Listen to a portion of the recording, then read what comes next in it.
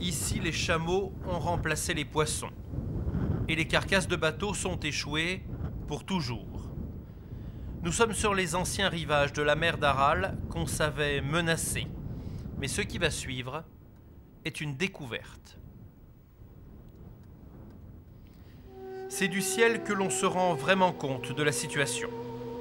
La mer d'Aral était la 4e mer fermée au monde par sa superficie. Cette année, pour la première fois, elle a pratiquement disparu. Évaporée sous la chaleur, l'eau a laissé la place à ces fonds marins recouverts d'une épaisse couche de sel. La vie sur les rivages asséchés est un combat. Voici le village d'Akbasti, quelques dizaines d'habitants. Ici, depuis toujours, on vivait de la pêche. Aujourd'hui, évoquer le poisson dans les cuisines fait rire les femmes.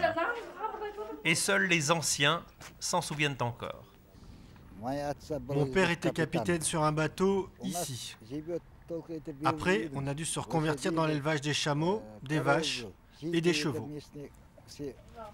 Plus encore, l'espérance de vie s'est effondrée et on a même dû interdire aux femmes d'avoir des enfants au début des années 90. Il y a eu des enfants malades et mal formés. Les femmes souffraient d'anémie. Impossible de faire pousser ici le moindre légume, le moindre fruit. Toute la région s'est transformée en désert. Sur ces images satellites, voici à gauche la mer d'Aral en 89, à droite, aujourd'hui. Pour bien comprendre ce qui s'est passé, il faut aller chercher les archives télé de l'Union soviétique.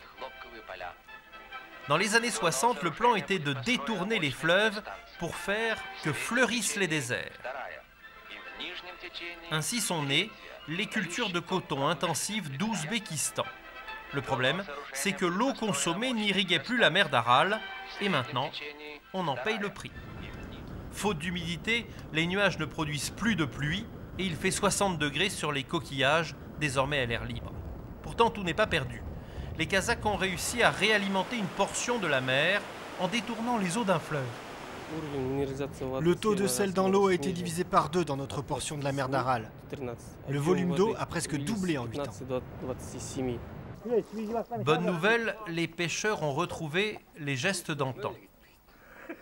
Mauvaise nouvelle, lorsque le lac salé se remplit, c'est au détriment du reste de la mer d'Aral qui, petit à petit, s'assèche encore davantage.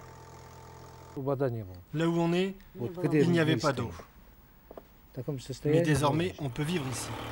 En 2015, un plan mondial de sauvegarde sera lancé, mais pour beaucoup de scientifiques, il est déjà trop tard.